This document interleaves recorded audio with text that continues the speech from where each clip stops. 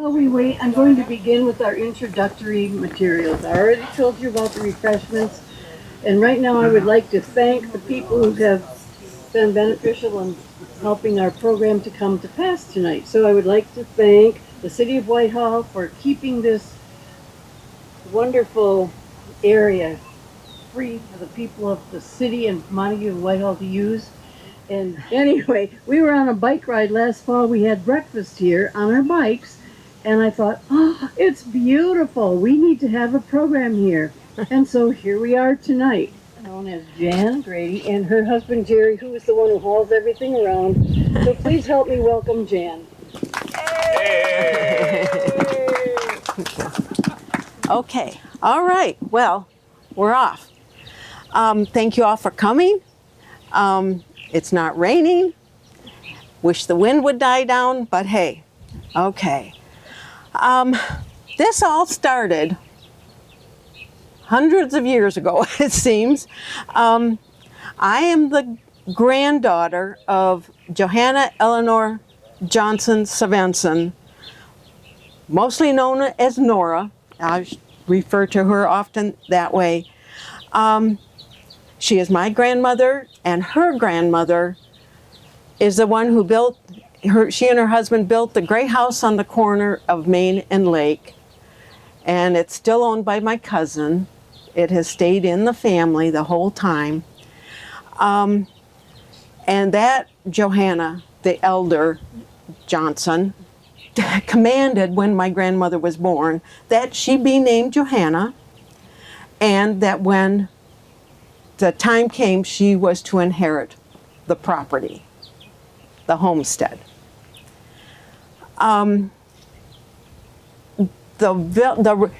Originally, there's some Irish people said, hey, we want to stay here. Can we rent some rooms in your house, the gray house on the corner? And that began Johnson's Resort. And there is a picture and some bathing beauties. You'll have to check it out on the table over there.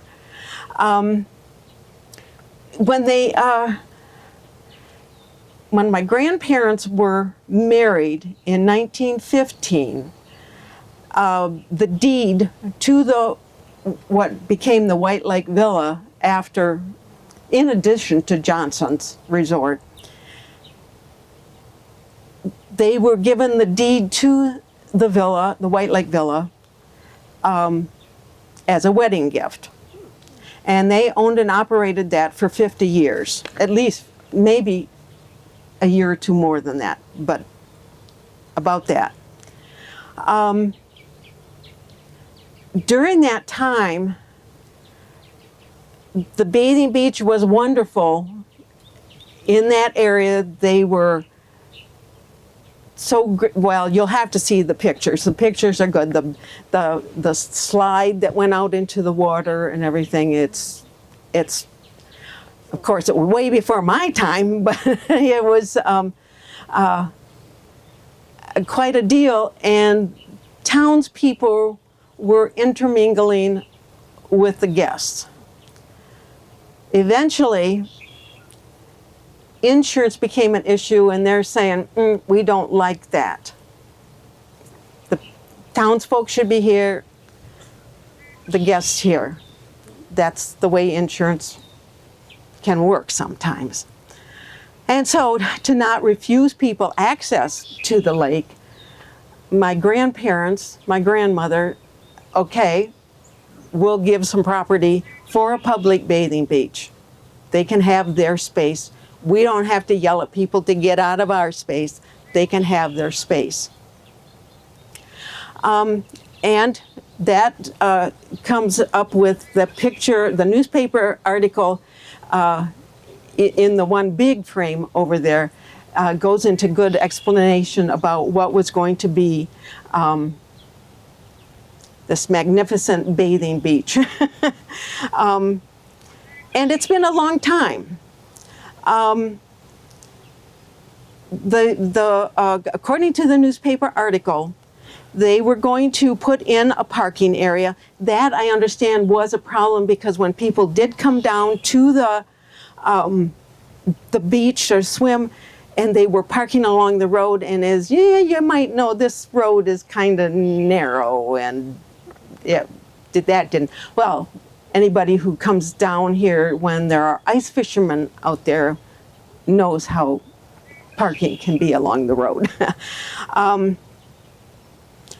So the newspaper article says, okay, we will have a parking area, swings, other playground equipment will be added, a bathhouse built, and a picnic area developed together with the beach. This was in 1951. I was 1 year old. Yay. And then the enthusiasm mellowed for a few years, about 25. In that time, the villa eventually was sold in 1966. My father, Chuck Svensson, the son of Nora and Charles, kept a strip of land that is where the condos are now, and he started Windy Cove Campground. And that was a going concern for a while, and he would have liked it to be bigger. This property was not being developed as it was supposed to be according to the deed. He went to the city and having a look at the deed, kind of remembering something, went to check to see if it's not developed, it's supposed to be, that the wording was in there. If it's not developed, it goes back to the family.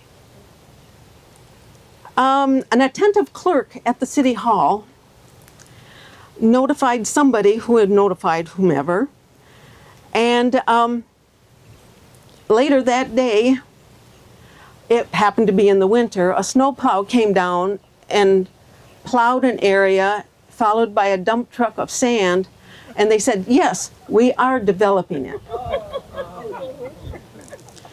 So having thought that this property would have added to his campground, and it would have been a lovely addition, making it much more economical, because at one point the high water had washed away some of his waterfront campsite or camp sites, and it was getting smaller. Mother Nature was doing its thing. But so the city denied any action on that. We did learn later from a lawyer that had he gone to the lawyer first, he could have walked around the property with a string, a ribbon, a rope, or whatever, put up a private property sign, and it would have been his. However, he was nice and he went about it correctly, I guess. That was in 1969, 18 years of that 25. At 20 years of that 25, he attempted to lease it. He said, well, you still haven't developed it, other than that fill sand. And he said, can I lease it? I can't get it back, but can I lease it? And they said, oh, no, it's denied. And so we have the letters over there that, anyway. So in that time frame, my grandfather passed away. He never saw a park. Come the year of 1976, the year of the National Bicentennial, the family thought, okay, we're going to do something. My husband and my father built a sign. There's a picture of it over there, and put it up and had a big family celebration to celebrate my grandmother, let her see. Yeah, the city was mowing occasionally. It was a hayfield, but they would mow it. And voila, we had a nice celebration. We've got pictures. Yay.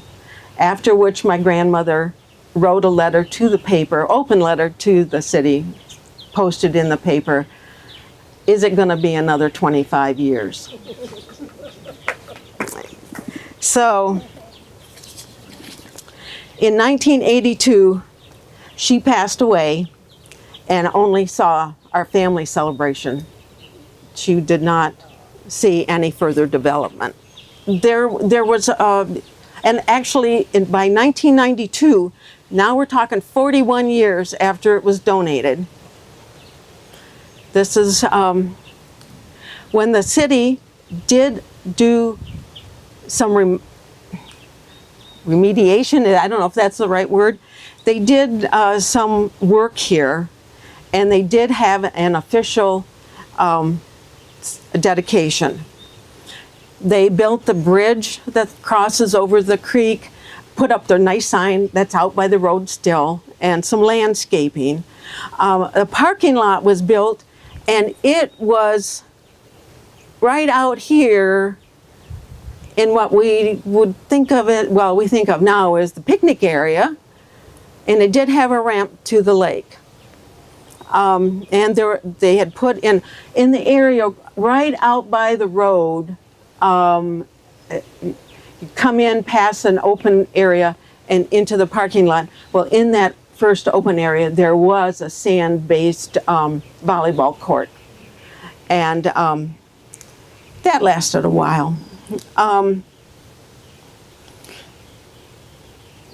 There were a few picnic tables, but then this being, as I said, 1992,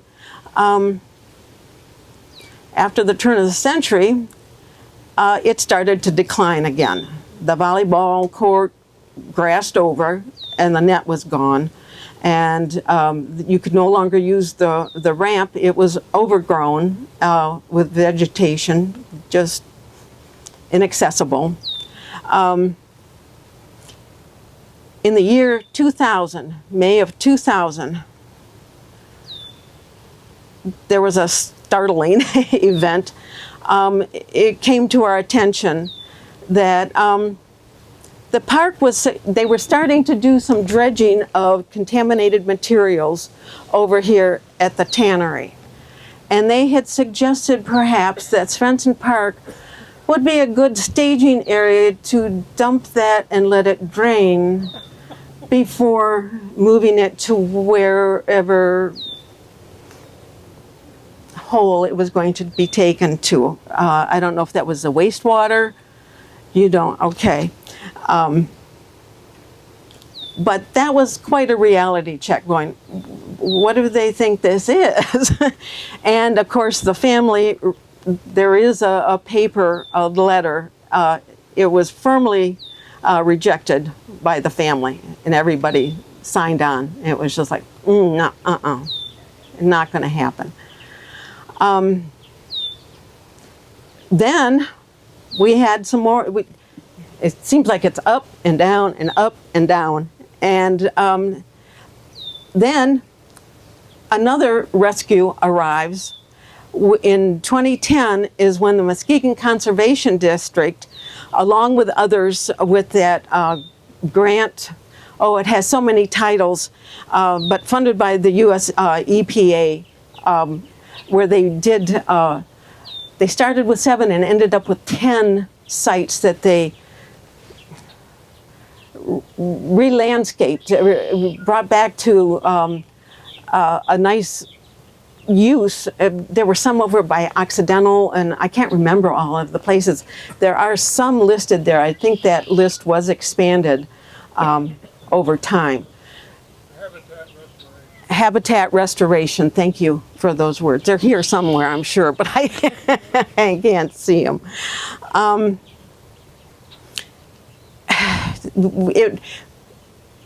We were given a tour, my family members, my husband, my father, and me, were given a tour by MCD, Muskegon Conservation District, and asked for our input. Very courteous, wonderful. And there were requests that my dad had. And those were maintain a view of the lake because it kept growing over, wanted some play equipment for kids, and by now we were aware about how White Lake is really what do they refer to it as? A drowned river mouth. And it's essentially a wide spot in the river. And the shoreline is always changing. Mother Nature pretty much decided bathing beach isn't going to happen. So that was accepted. We weren't going to go swimming here. But during that tour, they were coming up with all kinds of wonderful ideas of this was going to happen and that was going to happen. And as a gardener, I'm going, this sounds really wonderful. Who's going to take care of it? And I asked that specifically. I said, who will maintain this? And the executive director at the time of the conservation district said, we will. Okay. The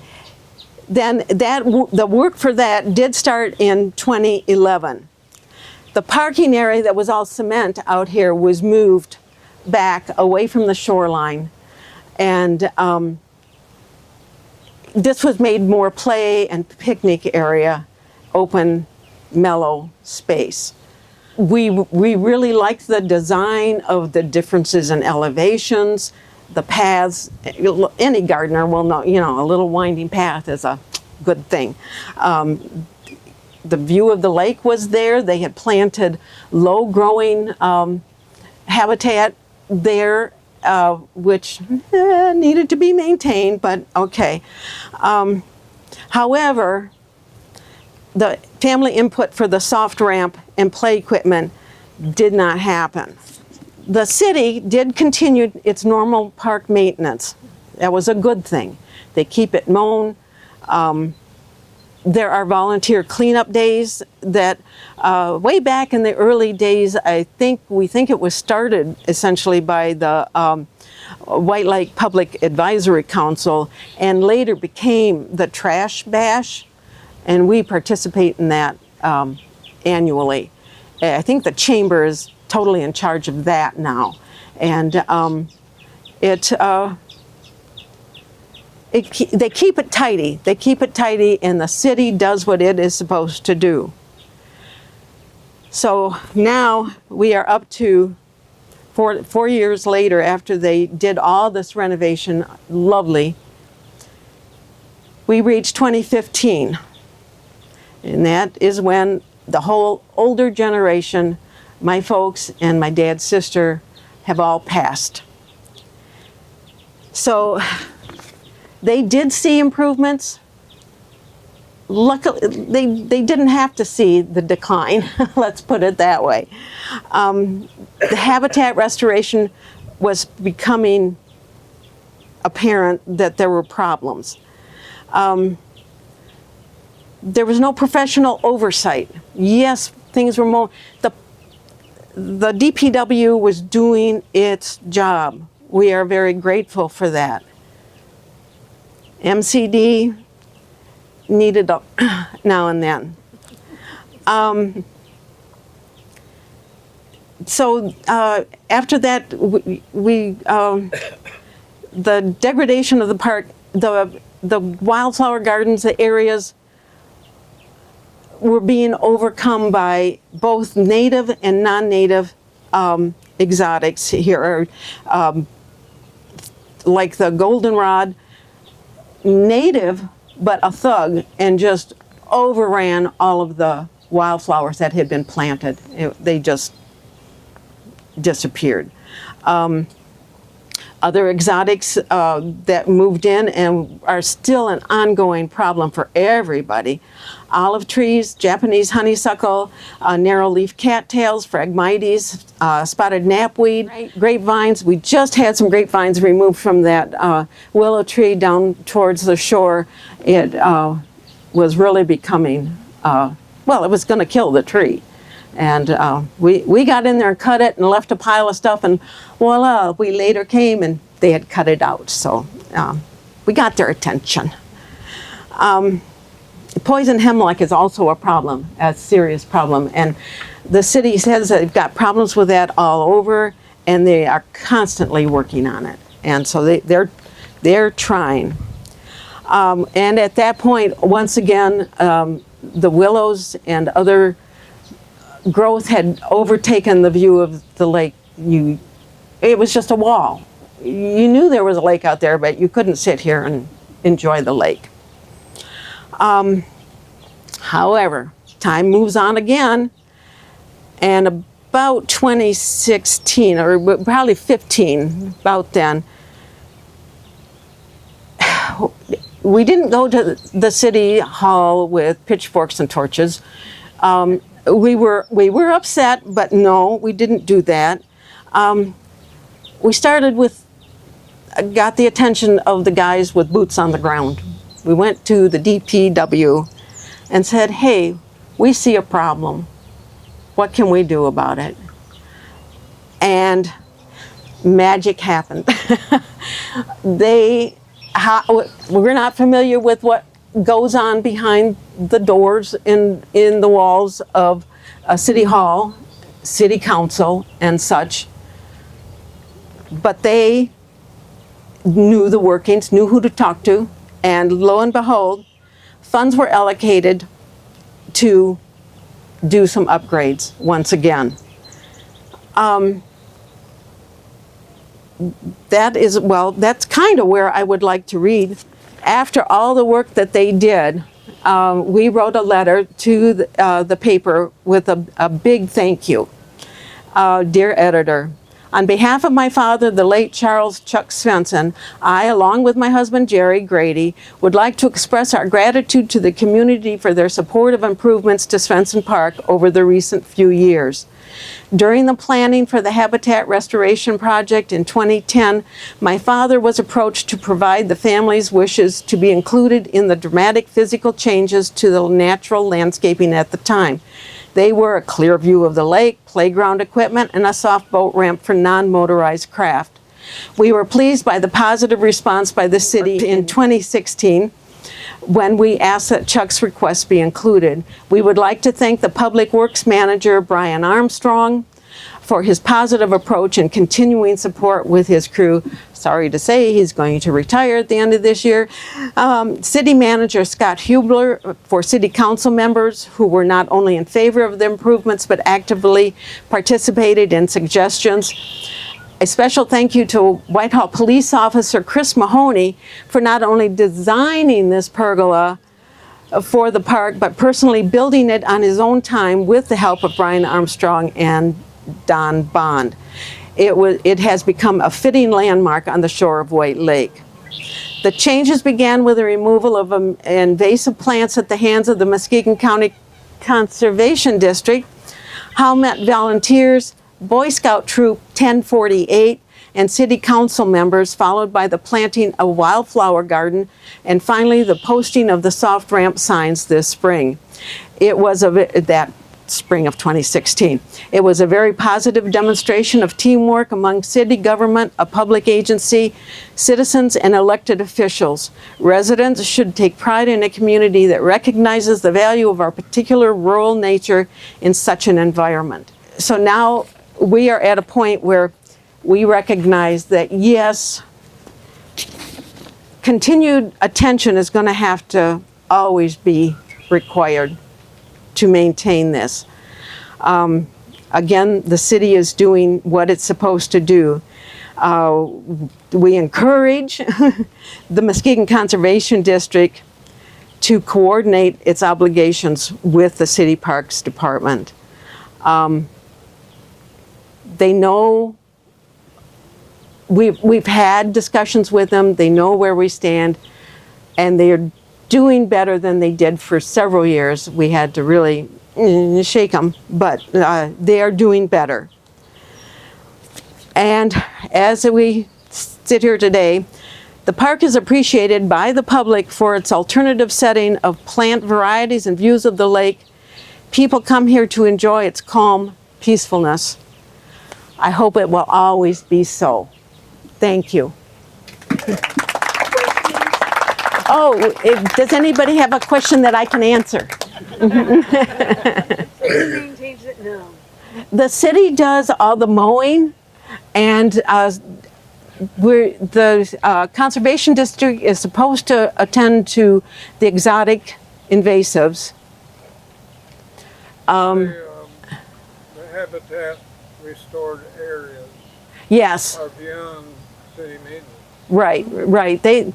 That's not their bailiwick. That's not what they're trained. The city park department is not trained to attend to those things, the wildflower gardens and stuff like that.